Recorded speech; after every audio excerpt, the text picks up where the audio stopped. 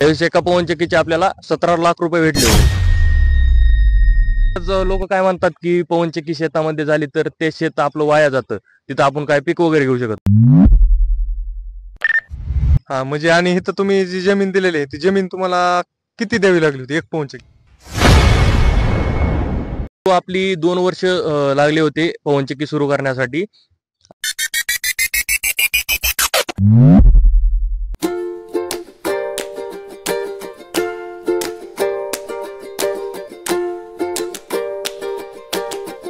नमस्कार मित्रांनो, स्वागत आहे तुमचं आपल्या चॅनलवरती. आज आपण पवनचक्की विषयी आपल्या चॅनलच्या माध्यमातून पवनचक्की जी असते रिन्युएबल पॉवर, तर त्याच्याबद्दल आपण आज सर्व माहिती पाहणार आहोत. म्हणजेच की पवनचक्कीला आपण जमीन दिल्यानंतर त्याला शेतकऱ्याला पैसे किती भेटतात आणि आपली जमीन किती त्यांना द्यावी लागते आणि शेतकऱ्यासाठी ते चांगलं आहे का शेतकऱ्यासाठी नुकसान आहे, ते आज आपण सगळी माहिती आपण आज आपल्या व्हिडिओच्या माध्यमातून पाहणार आहोत. जर तुम्हाला ही पवनचक्कीसाठी शेत द्यायचं असेल तर तुम्हाला ही माहिती माहिती घेणं आवश्यक आहे आणि ही माहिती तुमच्यासाठी खूप महत्वाची होणार आहे. तर सुमित गरज स्वतः त्यांच्या रानात पवनचक्की झालेली आणि त्यांच्याकडनं आज आपण सर्व पवनचक्की बद्दलची माहिती आज आपण आपल्या व्हिडिओच्या माध्यमातून चॅनलच्या माध्यमातून तुम्हाला दाखवत आहोत. तर सर्वप्रथम मी आज त्यांना विचारणार आहे की पवनचक्की ही किती वर्षापूर्वी तुम्ही दिली? तर आता तुम्ही बघू शकता माग की आता आपली पवनचक्की सुरू झालेली आहे. तर सुरू आपली 2 वर्ष लागले होते पवनचक्की सुरू करण्यासाठी. आणि तुम्ही आता बघू शकता की पवनचक्की जसं जसं वार येतं तसं वाऱ्याच्या अंदाजाने पवनचक्की फिरत राहते. हा म्हणजे आणि इथं तुम्ही जी जमीन दिलेली आहे ती जमीन तुम्हाला किती द्यावी लागली होती एक पवनचक्कीसाठी? जमीन म्हणजे तसं तुम्ही जर इथं बघितलं तर इथे साईडला तुम्ही बघितलं इथं जागा वगैरे आपली रिकामी आहे आणि बाकी साईडचं जे शेत आहे हे पण आपलंच आहे. तुम्ही इथे बघू शकता इथं आपण सोयाबीन वगैरे आपण इथं पेरलेले आहे. आणि बरेच लोक काय म्हणतात की पवनचक्की शेतामध्ये झाली तर ते शेत आपलं वाया जातं, तिथं आपण काय पीक वगैरे घेऊ शकत नाही. बट ते सगळं चुकीचं आहे. कारण की तुम्ही इथे बघू शकता आपण साईडला सगळीकडे पीक वगैरे घेतलेलं आहे.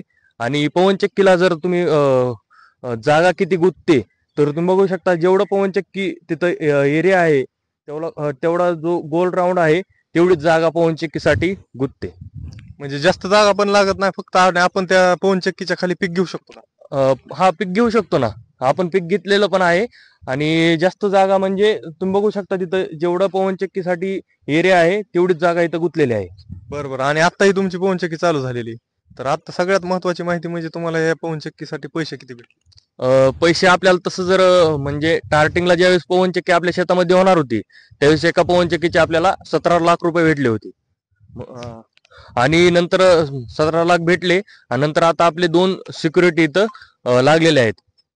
म्हणजे 2 सिक्युरिटी तुमच्या स्वतःच्या घरातले आणि 17 लाख रुपये तुम्हाला भेटले. ते सिक्युरिटीसाठी पगार देत असतील ना? हा सिक्युरिटीसाठी पगार आहे ना. किती? एका सिक्युरिटीला 15,000 पगार आहे. 30,000 रुपये तुम्हाला. आणि सिक्युरिटीचं काम हे डे नाईट आहे का, कसं आहे? म्हणजे 2 सिक्युरिटीत, एक डेला सिक्युरिटी आणि एक नाईटला, आणि दोन्हीला म्हणजे पगार 15,000 आहे. आणि त्यामध्ये पीएफ वगैरे कटून 13-14 हजार पडतात.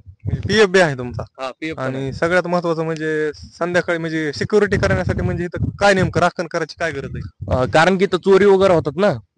बरीच इथं चोरी होती आणि कंपनीचं नुकसान पण होतं. आणि नुकसान होतं त्यामुळे कंपनीने इथं आपल्याला सिक्युरिटी म्हणून ठेवलेलं आहे. आणि याचा आपल्या शेतकऱ्याला पण फायदा आहे ना, कारण आपल्या शेतात आपल्याला ड्युटी करायची, आपल्याला दुसऱ्याच्या हाताखाली नाही करायचं, आपण आपल्या शेतामध्ये करतो ना. फक्त आपल्याला राखण करायची, दुसरं काहीच नाही करायचं. आणि ही जी लाईट तुमच्याच रानातून गेलेली पोलची, तर ही लाईट गेलेली आहे, तर ह्या पोलची काय कसं आहे? आता हे पोल जे तुम्ही बघू शकतात इथं बरेच काही पोल आपल्या शेतातून गेलेले आहेत आणि ह्या पोल आपल्याच शेतातून गेलेले आहेत. आणि हे जे आपल्या शेतामध्ये पवनचक्की झालेले आहेत ह्याला लाईट देण्यासाठी पण पोल आलेले आहेत. आणि हे पोलचे आपल्याला पैसे सुद्धा भेटलेले आहेत. म्हणजे पोलचे सुद्धा पैसे आहेत. आणि लाईटचं म्हणजे बाकी रिस्क काय आहे ह्याच्यात तुम्हाला वाटतंय का? नाही, रिक्स काहीच नाही ह्याच्यात. नाही रिक्स काहीच नाही. म्हणजे काही जण बरेच आधी ज्यावेळेस आमचा पॉइंट होणार होता त्यावेळेस काय म्हणत होते लोक की तुम्ही जर शेतामध्ये पवनचक्की केली तर तुमचं शेत जे आहे ते त्यांच्या नावावर करून घेतात. बट तसं काहीच नाही. कारण की तुम्ही बघू शकता हे जे शेत त्यांच्या नावावर केलेलं नाही, फक्त अग्रीमेंट केलेलं आहे आपण. भाडेतत्व 30 वर्षासाठी अग्रीमेंट केलेलं आहे. आणि 30 वर्ष कंप्लीट झाले नंतर ह्यांचं सामान वगैरे घेऊन निघून जाणार आहे.